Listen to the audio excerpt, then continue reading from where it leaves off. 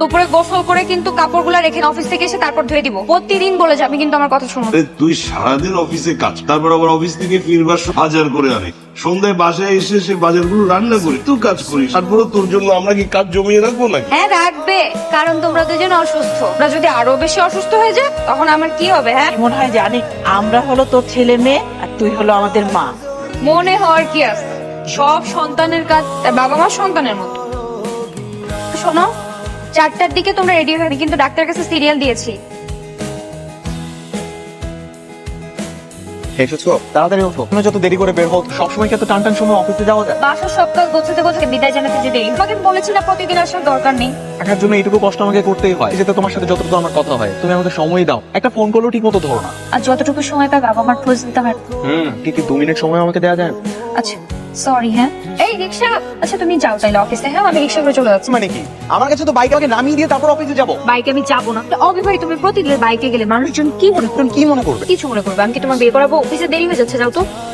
আচ্ছা, এখন তুমি যদি আমার বিয়ে করা বউ, তাহলে কোনো অসুবিধা ছিল? না ছিল না, বিয়ে করা বউকে যেখানে ইচ্ছে সেখানে যেতে পারে, তখন কি কেউ কিছু মনে করবে? আচ্ছা বাবা, আমি তো আগেই বলেছি আমি একটা মেয়েকে পছন্দ করি। পছন্দ যে করে সেটা তো জানি, থাকে ওর নাম কি কিছুই তো জানি না। মা, ওর নাম হচ্ছে তমা, একটা কোম্পানিতে জব করে। জব করে মেয়ে কি সংসার করতে পারবে? কেন পারবে? আরো ভালো হয়, দুজনে মিলে জব করলে সংসারে টানাপোড়েন থাকবে। তাহলে কি বাবা ওর সাথে আমি বিয়ের ব্যাপারে কথা বলবো? অবশ্যই কথা বল, শুভ কাজে দেরি করতে নেই।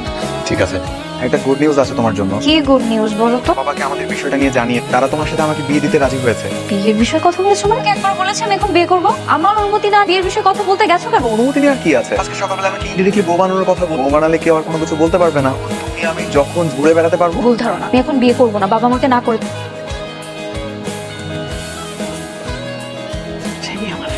এই তো তোমার মা চলে এসেছে। আমার মা বাবা। আসসালামু আলাইকুম। ওয়ালাইকুম আসসালাম। আসো বাবুনি, আসো। একটু ফ্রেশ হয়ে আসি। যাও মা, ফ্রেশ হয়ে আসো।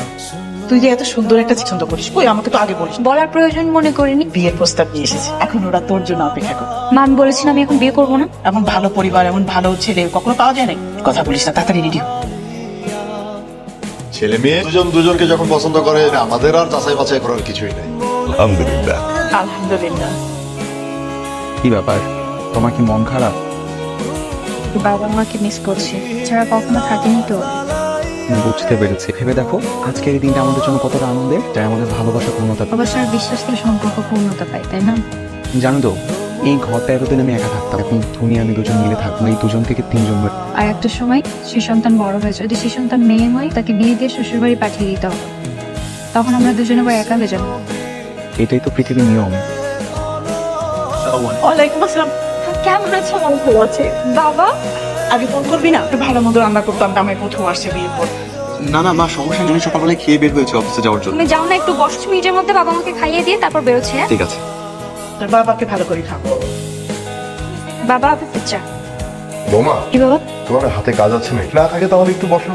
না তেমন কোনো কাজ নেই। তেমন কিছু না। আমি না একটা প্ল্যান করেছি। কি প্ল্যান মা? আচ্ছা, তুমি কত টাকা পাও? বেতন এই বেসিক 28,000 টাকা নিয়ে 32,000 টাকা পাই। পিয়াসের 40,000, 32, সব মিলিয়ে 72,000 আমাদের বাসায় কাজ করে। আমার পুরোনো ফ্রিজটা বিক্রি করতে একটা ফ্রিজ কিনে ফেল। ঠিক আছে মা, আমি আসছি। কিছু বলবা? ল্যাপটপটা রাখ। আমি একটা গুরুত্বপূর্ণ কাজ করছি, কিছু হলে বলো। আমি একটা গুরুত্বপূর্ণ কথা বলার জন্য। আচ্ছা বলো। এই যে আমার বেতনের পুরো টাকাটা আমার দিব, সেটা তোমার বাবা মার সাথে শেয়ার করো। তোমার বেতনের টাকা তুমি যা ইচ্ছা সেটা আমার ওনাদের জানানোর কি আছে? অবশ্যই বলার আছে, তুমি এটা তাদের সাথে শেয়ার করতে পারতে না? ওরা আসেনি তাই ওটা নিয়ে কোনো কথা বলিয়েছে সেটা বলো। বলছে তোমার মা ধরে বসে আছে পুরো বেতনের টাকা এই সংসারে খরচ হবে, এবং তিনি এটাও প্ল্যান করে বসে থাকে এই মাসে একটা ফ্রিজ কিনবে। আচ্ছা ঠিক আছে, তাদেরকে বলে দেবো। ও নাকি তার বেতনের সব টাকা তার বাপ মারে দিয়ে দিবে। তুমি এর কথা কোত্থেকে জানো? একটা কথা বলতেছিল, সব গিয়ে শুনছি। বলো কি? খুব তো বলছি, ঘরের বউ চাকরি করবে, ঘরে টাকা আসবে, উন্নতি হবে। হইল উন্নতি? ওর বাবা মার কাছে পাঠান কেন? তা আমি কি করবো? আসসালামু আলাইকুম বিয়ান সাহেব। হ্যাঁ কেমন আছেন আপনারা? জি ওয়ালাইকুম সালাম। আপনারা কেমন আছেন? জি জি মাশাআল্লাহ, আমরা ভালো আছি। ও থাকলেই ভালো। তা বেশ, একটা কথা বলতে ফোন করছি। জি বিয়ান সাহেব বলেন।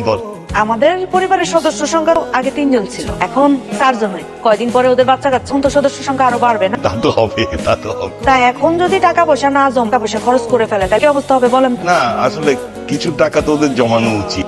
কিভাবে জমা? আপনার মেয়ে তো তার বেতনের সব টাকাকে দিয়ে দেয়, ছেলের একার পক্ষে সংসার চালানো কষ্ট হয়। না এটা অবশ্য ঠিক, থেকে টাকা নেওয়া উচিত হচ্ছে না। কেমন আছো? কেমন আছিস? বাবা খাবার টেবিলে যে বসো, খাবার ব্যবস্থা করছি। এই দাঁড়া দাঁড়া, তোর কষ্ট করতে হবে না, খেয়ে নিয়েছি তো। তুই বরং এদিকে আয় তো, তোর সাথে আমার একটু কথা আছে। আমি একটা চাকরি পেয়েছি আগের কোম্পানিতে, ওই আগের মালিকের ওখানে।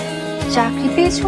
চাকরি করতে বলছে কে? চাকরি কেন করবা তুমি? আমি সিদ্ধান্ত নিয়েছি, এই সারাদিন বাসায় বসে থাকি, বসে থেকে থেকে তো আরো অসুস্থ হয়ে চাকরি করি, কিছু টাকা তো আসবে। প্রতি মাস শেষে যে টাকা দিচ্ছি, টাকা দিয়ে তোমাদের সংসার চলছে না? চলছে তো, এভাবেই চলছে। তোর বাবা বলেছে উনি এখন থেকে চাকরি করবেন, তোর টাকা আর নেবেন না। কেন? আমার টাকায় কি সমস্যা হয়েছে বাবা? দিন পরে তো বাচ্চা স্বামীর একার ইনকামে সামলানো তো কঠিন, তাই না? তাই আমি ভেবেছি তোর কাছ থেকে আর টাকা নেব না। আমার বাবা মাকে ফোন দিয়ে বেতনটা কথা না বললেও পারতেন। এখানে দোষের কি আছে? তোমার বাবা তো সবকিছু মাইনাই নি, উনি বুদ্ধিমান মানুষ, বুঝছেন? তাই তো সবকিছু জানে। আমি আমার বাবা মার একমাত্র সন্তান, আমি ছাড়া তাদের দায়িত্ব নেওয়ার কেউ নেই। আপনারা কেন করলেন এরকম? পিয়া আমাদের একমাত্র, আর তুমি তো মেয়ে বিয়ে দিছে, সব তার উপর আমার দায়িত্ব কিসের? মেয়ে সন্তান কোনো সন্তান না। তুমি কিন্তু বেশি তর্ক করতে তো মুখে মুখে। আমি যদি আর ছেলেকে নিয়ে এই বাড়ি থেকে চলে যাই, অন্য জায়গায় যে থাকি, তাদের ভরণ পোষণ দিতে না দেই, আপনারা কি করবেন? করবেন কিভাবে আপনারা? দিব না মানে? ওরা আমরা পড়ালেখা করে মানুষ করছে না। আমার বাবা মা আমাকে মানুষ করছে। কষ্টের উপার্জন আমাকে পড়াশোনা শেখায়, মানুষের মতো মানুষ।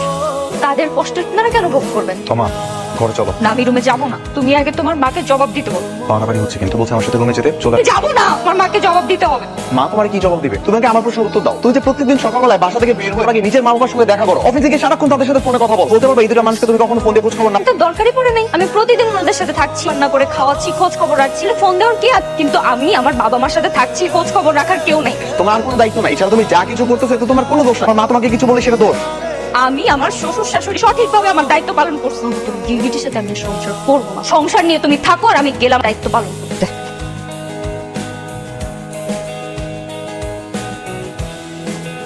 মা বাবা আমাদের সম্পর্কটা এরকম ভাবে দেখতে চাচ্ছে না। তুমি কি চাও সেটা আমাকে ক্লিয়ার করে বল। মা বলেছে আমার জন্য আবার মেয়ে দেখবে। আচ্ছা, বিয়ের অনুমতি নেওয়ার জন্য ফোন দিও না, আমি শুধু জানতে চাই তুমি কি চাও। আমি কি চাই সেটা জেনে তোমার লাভ নেই। তোমার বাবা মা যেটা চাই সেটা করো।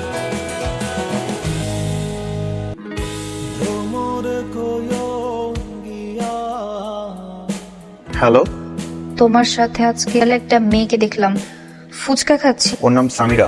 মেয়েটা কে? আমি তোমাকে বলে মা বাবা আমাকে আবারও বিয়ে দেবার কথা ভাবছে। মেয়েটার সাথে তোমার বিয়ে ঠিক হয়েছে? না, সামিরাকে গত সপ্তাহে বিয়ে করেছে। খুব তাড়াতাড়ি তোমার ডিভোর্স পেপার পাঠিয়ে দিব। আচ্ছা, ঠিক আছে, তোমার সুখী হও। রাখছি।